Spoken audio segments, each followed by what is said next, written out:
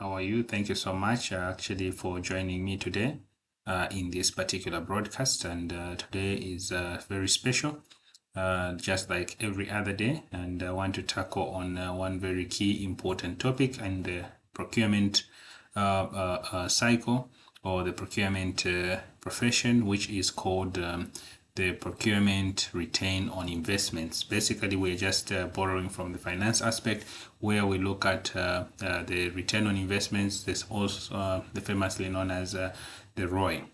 So then under procurement, I think I'm going to focus so much on how the procurement cadres can achieve procurement return on investments. So first of all, because we need to understand what this is, what does the procurement return on investments actually mean to us, and what does it really entails. So basically what we're talking about, this is just a matrix that is actually used to measure, the financial benefits that is actually derived from the organization's procurement processes or procurement activities, as it were, compared to the costs incurred by the organization. So basically, every procurement will be measured against the cost incurred with regards to the profit and the value that this particular procurement is actually bringing to an organization or to the department, but overall to the organization, as it were. So basically, there are certain strategies that we can use as procurement people, as procurement professionals, to ensure that we achieve procurement return on investment through the optimization of the procurement processes, and be able to ensure we reduce on the costs, actually increase on the efficiency. And these I will really dwell so much on four, but under these four they have their own sub themes, which are very, very important and which are very, very key to our achievement of procurement returns on investment, as it were. So basically, the first one, which is very common to every procurement department and to every procurement practitioner, is what we call the cost savings.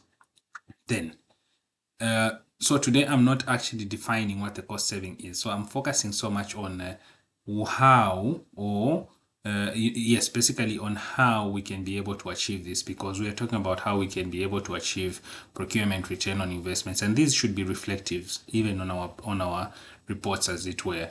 So you talk about, in order for us to achieve cost savings, what are some of the things that we need to do?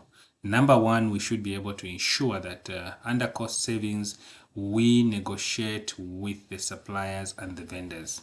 So for us to negotiate as procurement professionals, we need to build relationships with suppliers so that we can be able to negotiate better prices, we can be able to negotiate better payment terms, and also better delivery schedules, as it were. Then the other thing is we need to ensure that we implement strategic sourcing. So under strategic sourcing, as it were, we need to ensure that we analyze the data to identify opportunities for cost reduction. Sorry for that. So under that, we are analyzing this particular data to identify potential cost saving areas in terms of where we're going to source our goods and services, and then also on how we can be able to improve on our processes. And these are very, very, very important and very key for us to achieve cost saving. The other thing that we need to do is we need to conduct regular audits of our procurement processes and our procurement, our supply chains, monitor the procurement processes to identify areas of cost reductions and progress improvements. These are very, very important to achieve the cost savings that actually now feeds back into what we are calling the procurement return on investments. Then the other thing is also equally what I call the process efficiency. Process efficiency can never be overemphasized. It's very, very important. For if we are going to achieve value for our procurement in our procurement processes, if we are going to achieve the returns on the investments, we need to ensure that our processes are efficient, as it were. So it entails that we should be able to optimize our processes. How do we then achieve this? you can actually be able to look at things like automation of your procurement processes. So procurement processes must be able to ensure that you streamline them through automation, reduce manual errors, and increase, the transparency that it deserves. So all those are some of the things that are going to add value to your return on investments, as it were, in procurement. Then implementation of the procurement workflows that are actually very streamlined. These will look at having an established clear procurement workflow, and also ensure that all stakeholders are involved and are informed within this particular procurement workflow. Then reducing of maverick spending, as it were, because efficiency must speak to also how you reduce on spending as well. So maverick spending, these are spendings that actually come as a way of as delays happen in the procurement process. So we must be able to ensure that we control that and we reduce on that. We prevent unauthorized purchases, and we look at we ensure that all procurements are made through the approved channels. This is very, very important. And it brings me to the next point that I want to speak to, and this is what is supplier performance. Supplier performance is also one of the ways in which we can be able to achieve returns on investments. So we need to ensure that we develop intentional supplier relationship management programs.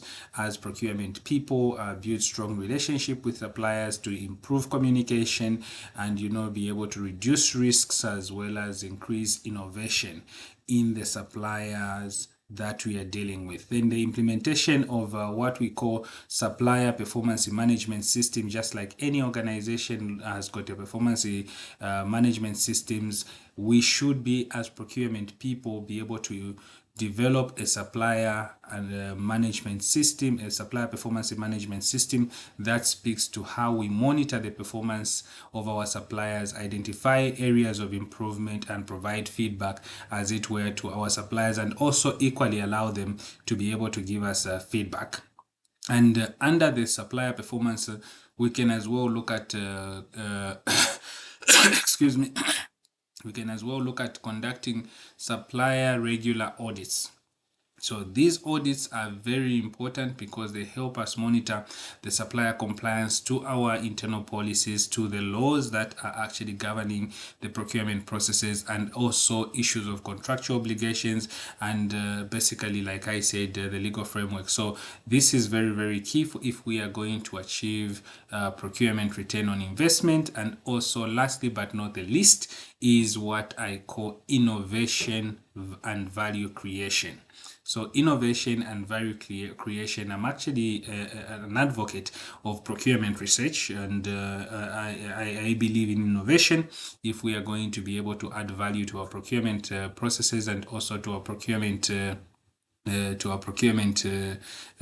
return on investments. So under this particular noble aspect, we are looking at encouraging innovation. We should be able to encourage innovation, with the suppliers, with everyone with every stakeholders in the supply chain, and identify opportunities where we can be able to ensure that innovation is implemented and also be able to create value. So this is a collaborative aspect. Innovation is not a one-man thing. It is something that calls for concerted effort, and we must be able to ensure that every player in the supply chain is actually be brought on board, and they can be able to appreciate the need for us to identify areas and opportunities of innovation and value addition.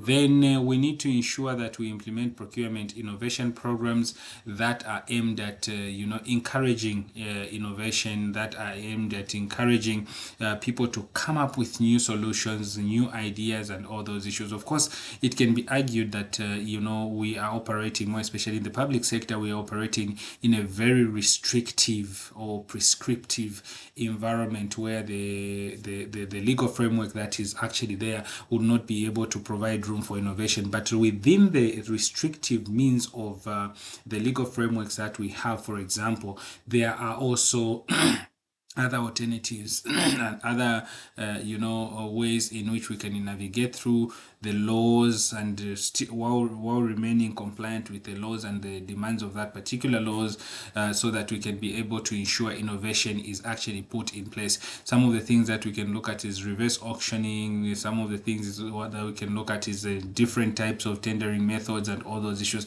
so we can work around with what is allowable within the legal framework and ensure that innovation is implemented. So basically, these are some of the things that I wanted to speak on when it comes to issues of achieving procurement return on investments. And like I said, I talked about, just to summarize, cost saving, process efficiency, supplier performance, and innovation and innovation and value addition or value creation, as it were. So these will be able to help us achieve returns on investments, and as we achieve returns on investments, we will be able to eventually add value to our procurement processes and also the organizations we are working for. Thank you so much for joining me in this particular broadcast, and this is Richard Mumbi, your host, and I always value and look forward to hearing your feedbacks on this particular webcasts that have been coming to your screens every week through the various social media platforms, that's LinkedIn and Facebook, as well as YouTube. Thank you so much, and see you in the next broadcast.